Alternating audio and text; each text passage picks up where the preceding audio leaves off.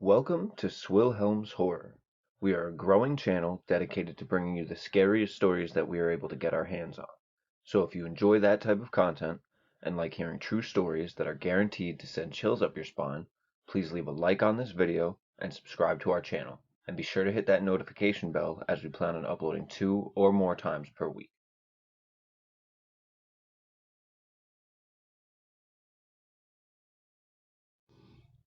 After spending most of his life growing up in Portland, Oregon, moving to New York was tough on Brian Cardone. His mother Liz had family near the town that they moved to, and she was starting a new job at her cousin's car dealership. Her cousin offered her the job after hearing that she had been having a hard time with the cost of living and the wages she was making. So Brian didn't like the idea of moving, but as a high schooler who was raised by his mom, he knew that she would only be doing what was best for the both of them, and ultimately he just rolled with it. Starting out at a new high school was rough for him because he wasn't very social. He was always seen as one of the shy kids in school, and that was around people that he knew. So being around a bunch of strangers was an entirely different game, and one that Brian wasn't really up for. For the most part, any free time that Brian had during the school day he just spent reading fantasy novels. He was particularly fond of books taking place in the Forgotten Realms, which is one of the play settings for Dungeons and Dragons.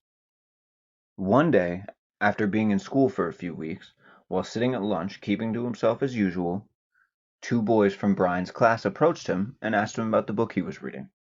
The three teenagers began to bond with one another over their shared love for fantasy. By the time that lunch period was over, the two other kids exchanged phone numbers with Brian, and they talked about hanging out sometime. Liz would remember how happy her son was when he came home that day because he had finally made a few friends and was actually feeling like he belonged. As the days went by, the group grew closer and closer, sitting at lunch together every day for the next few weeks. And then randomly, on a Saturday while Brian was eating lunch, he heard his phone go off. And he checked and saw that he had had a message from one of his new friends asking him if he wanted to go on a hike. This was something that Brian was rather excited about. He hadn't gone hiking since he moved here, and it was something that he used to love to do back in Oregon. So Brian found out where the boys wanted to meet up and asked his mom to take him there. And she was more than happy to do so because not only was she willing to do anything for her son, she was just very happy to see him getting out of the house and spending some time with kids his own age. Right before leaving the house, Brian got another text from his friend that was a little strange. The text read, "Don't tell your mom, we're showing you a secret spot." Now, the problem here was that Brian had already told his mom. In fact, she was the one driving him to meet his friends. But ultimately, Brian figured that as long as they didn't see his mom drop him off, they wouldn't know and wouldn't care. So at around 2 in the afternoon, Liz and Brian got in their car and drove about 20 minutes down the road to a small graveled road with a sign that simply read, "Hiking trail ahead." After he saw the sign, he told his mom she could let him out there and that he wanted to stretch his legs a bit, get a small walk in before actually going on the hike with his friends. To which she understood, and though she was reluctant at first, she ended up letting Brian out on the side of the road right next to the sign, but, she could see the entrance to the parking lot. She ultimately wasn't worried. Liz and her son said goodbye to each other, then Liz turned around and drove back home. About 4 hours had passed, and it was starting to get dark, but Liz had yet to hear anything from Brian. So she decided to try to call him, hoping that he'd answer and say, oh, they were just running a little late or something, but his phone would just ring and then go to voicemail. She began to panic a little bit, and then decided that it would be best if she had just drove to the trail and waited for her son. In her mind, he had probably just lost track of time. Or at least, that's what she hoped. Liz pulled up to the parking lot where the hiking trail officially started and was immediately concerned when she saw that it was empty. Not a single other car was in the lot. So she quickly parked, and again she tried to call her son, but like the last few times, there was no answer. After waiting a few minutes, she decided to follow her gut and call the local police. She let them know where she was and that she was new to the area and that her son went on a hike and was now missing. They understood her concern and sent a squad car her way. They told her to wait patiently and they would be with her as soon as they could. Liz waited for close to 20 minutes for two police officers to arrive. The whole time she was waiting, though, she made sure to keep her eyes on the head of the trail. With each second that passed, she hoped that her son was just going to come strolling out of the woods as if nothing had happened. But something in her gut just knew that that wasn't the case. After the officers arrived on the scene, they began looking at the trail and they turned to Liz and they started asking her the usual questions. How long has your son been in the woods? Or are you sure your son went down to the specific trail? However, after a moment, all of their questions would be answered for them when they heard rustling along the tree line directly to the right of the trail. The officers were quick to shine their flashlights in that direction and called out to whoever might have been lurking out in the woods. After a tense moment, two teenagers came stumbling out of the woods. Neither of them were Brian. Before they even walked up to them, the police could see bloodstains all over their sleeves and all over their jeans. The officers placed the two boys in handcuffs right away, and as soon as they were told they were being detained, one of them started to talk. And the story they told is one that shattered Liz's heart. The smaller teenager began to explain to the officers that he and his friend had been planning this day for months. Both of them had often confided in each other about how they wanted to know what it felt like to take someone's life. It was an experience that both boys seemingly wished to have, and the two would end up bonding over the idea. And then Brian showed up to school. He was a new kid to the area, and he seemed not to know anyone. They figured he would make the perfect target, and noticed that he liked to read. So they began researching the books that they would see him reading, and eventually started up a conversation with him, acting perfectly normal. After that, the plan was simple. Lure the boy out into the woods where no one would see them, as they both took turns stabbing him to death. They said that after Brian arrived to the trail, the three boys met up and began walking. After walking for about a mile, the two assailants checked to make sure that no one was around, and once they knew it was clear, they jumped into action. The two jumped Brian and forced him off of the trail, and from that moment, everything went according to their plan. They took turns stabbing and slicing at Brian, who just collapsed, confused as to why his two new friends would do something like this. They ended up finding Brian's body hidden under a pile of broken branches and leaves just a few hundred feet away from the trail. The two boys were arrested, and both faced multiple charges, including homicide. At least one of the two pled guilty, but Liz will never recover from the loss of her son.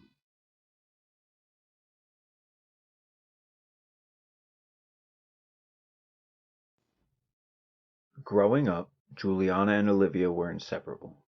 Juliana, who everyone just called Jules, moved into the house next door to Olivia's when both of the girls were only 3 years old. The pair spent almost every day of their childhood together, running around in their yards, playing make-believe, and things like that. Their friendship lasted all throughout elementary school and middle school, and their respective parents believed that the two would never have a falling out. Olivia's parents loved having Jules around and often took her along with them when they went on vacations, and Jules' parents did the same thing for Olivia. It was really great for both of them, at least until high school.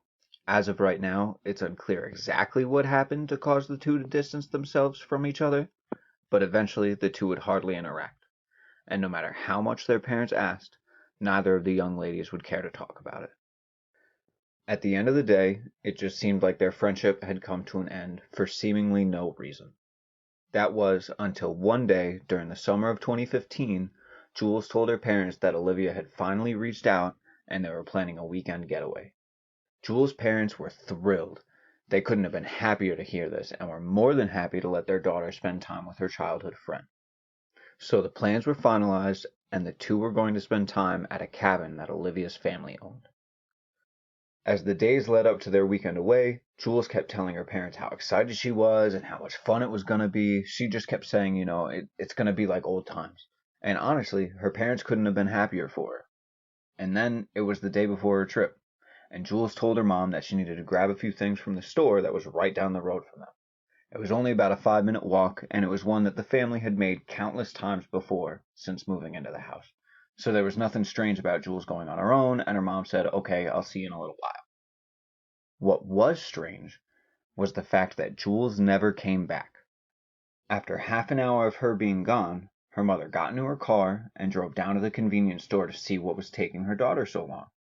But when she got there, the clerk said that he hadn't seen Jules that day.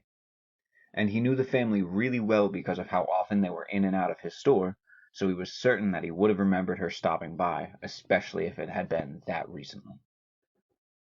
Immediately, Jules's mother knew that something was wrong. This wasn't like her daughter to just disappear out of nowhere.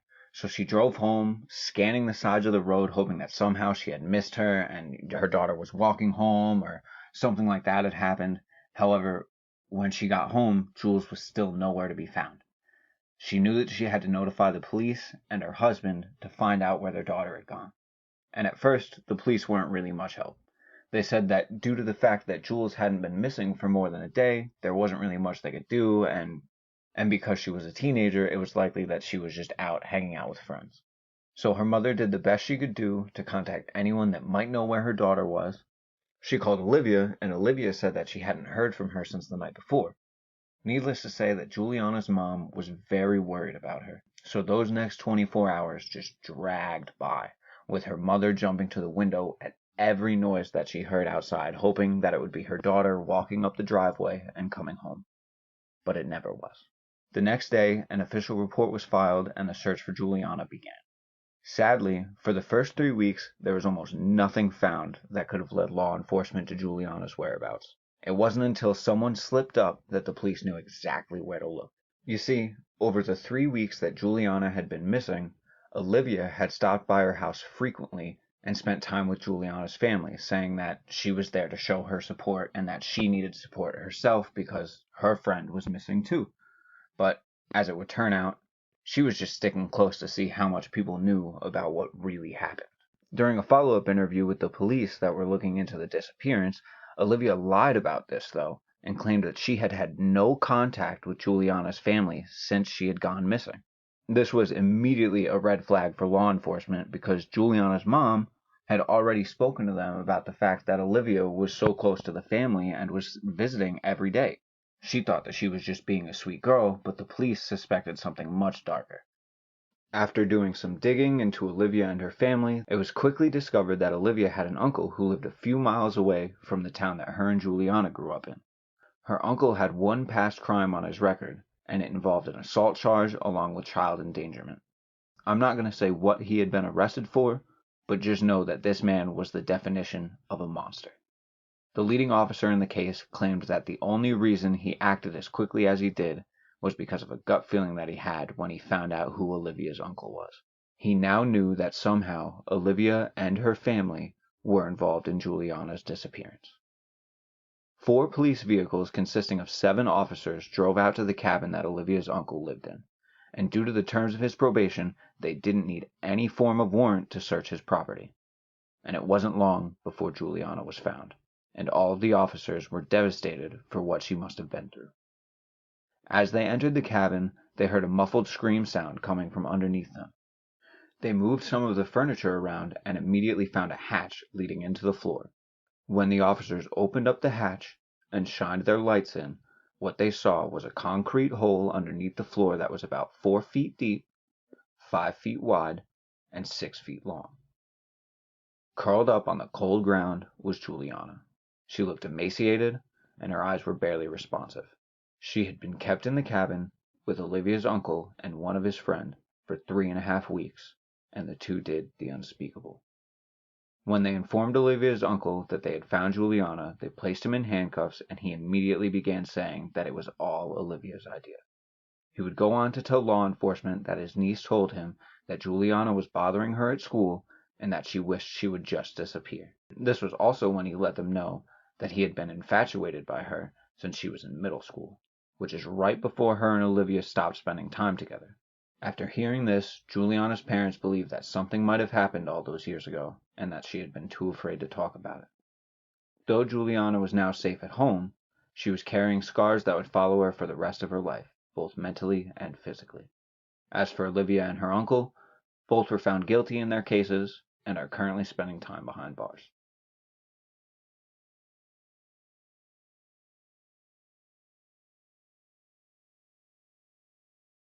Mark and Colleen Planters just moved into a new home, and though the two had been living together for the past 5 years, this was their first official home as a newlywed couple. Needless to say, the two were very happy to start their lives together in their beautiful two-bedroom home with a nice backyard. Their new home only had one neighbor, and the rest of the surrounding area was mostly made up of woods. The first few days in their new home was exactly as they planned it. Nice, simple, and quiet. They spent most of the time just unpacking and settling in. The quiet was briefly interrupted on their third night after the doorbell went off. Mark answered the door and saw a man standing on his porch with a dish in his hand. This man would end up being Mark and Colleen's new neighbor. He seemed very nice, and in fact, he had even brought over a small dessert as a housewarming gift for the happy couple. Mark invited the man in, who introduced himself as Josh, and then Mark got his wife Colleen and introduced her to Josh, and the three began talking casually, and sure enough, a new friendship was blossoming. Josh asked how they were liking their new home, and the couple said they were loving it. They showed Josh around a bit, and they were checking out the kitchen when Josh let them know that he loved to cook. He said that he would often cook and bring food over to the person who lived in the home before the Planters, and let them know to expect his visits frequently. The couple laughed and were more than happy to know that they had such a friendly neighbor. Over the next weeks and then months, the couple would grow closer with their new neighbor, and the three would often share meals together. They learned that Josh had recently lost his wife, and they were happy to be there for him if he ever felt that he needed to talk. It really seemed like the start of what was a good friendship. And over the next 2 years, that's exactly what it was. The couple had grown really close with Josh, and they had grown into the habit of having dinner at their respective houses every Tuesday and Thursday night. On Tuesday, they would have dinner at the Planter's house, and on Thursday, they would have dinner at Josh's house. That way, Josh didn't have to cook all the time, and the Planters could alleviate some of the stress. But once they found out what Josh was actually feeding them, Mark and Colleen wished that they had been the ones doing the cooking the entire time. You see, about 2 years after Mark and Colleen had moved into their home and started sharing meals with their seemingly lovely neighbor, they uncovered Josh's deep, dark secret. It all came one day when Colleen had stayed home from work. She wasn't sick or anything. She just needed to use one of her days off, otherwise she was going to lose it when the year rolled over. And the day she stayed home happened to be a Thursday. So as usual, they had been expected to go over to Josh's house for dinner. And this time, Colleen thought there might be another person joining them. This was simply because at one point during the day she was looking out the window in the direction of Josh's house, and she saw him returning home, and he had a woman with him. It was someone she had never seen before, and Josh had never mentioned having any siblings, so Colleen assumed that Josh had been dating someone, so instinctively she was happy for her friend and was excited to meet this woman over dinner later. That night, the Planters went over to Josh's house like usual, and Josh welcomed them inside with open arms. The group made their way over to the table, just making casual conversation the whole time. Colleen was just waiting for Josh to introduce his new friend, but that never happened. In fact, Colleen hadn't seen her at all, which was weird because she hadn't seen her leave at all either. So it was just assumed that she was going to be there for dinner. But for some reason, the woman was nowhere to be found. But the table had been set, so Colleen didn't want to be rude, and she figured it was time to start eating. That night they had pork tacos, or so they thought. After they finished their meal, the conversation continued and the group moved into the living room and turned on the TV, and at some point there was a silence and Colleen saw the opportunity, so she jumped at it. She couldn't wait anymore, and she asked Josh who was the woman she had seen before, where was she, expecting him to reply with something normal, like, oh, she's just a friend from work, or that's the woman I've been seeing. But instead, Josh got really quiet. Out of nowhere, he loudly asked Colleen and Mark to get out of his house. This was strange. The couple had never seen Josh like that before. He had always been very calm and kind to them. So when he got loud, they quickly complied and they left the house without a problem and they returned home. The two couldn't shake how weird that interaction was, though. And after talking about it for a while, and Colleen swearing that she saw a woman enter but not leave Josh's house, the couple decided maybe they should notify the police. The police ended up getting to Josh's house about 10 minutes after the call was placed, and he met them at the door. Before the officers got out a single word, Josh cut them off and said that he knew exactly why they were there. On the spot, Josh confessed to killing the woman that Colleen had seen him with that day, along with 7 others over the past 2 years. This, of course, prompted the police to put him in handcuffs and begin searching the premises. And believe me when I say they were shocked when they opened up the fridge and found 3 Tupperware and 2 jars that appeared to contain human organs. The planters would soon find out their worst nightmare. Over the past 2 years that they had been having meals with their neighbor, every now and then he had been feeding them his victims. It's unclear how many occasions this happened, but most people speculate that it happened at least 8 times, considering the number that Josh gave the police.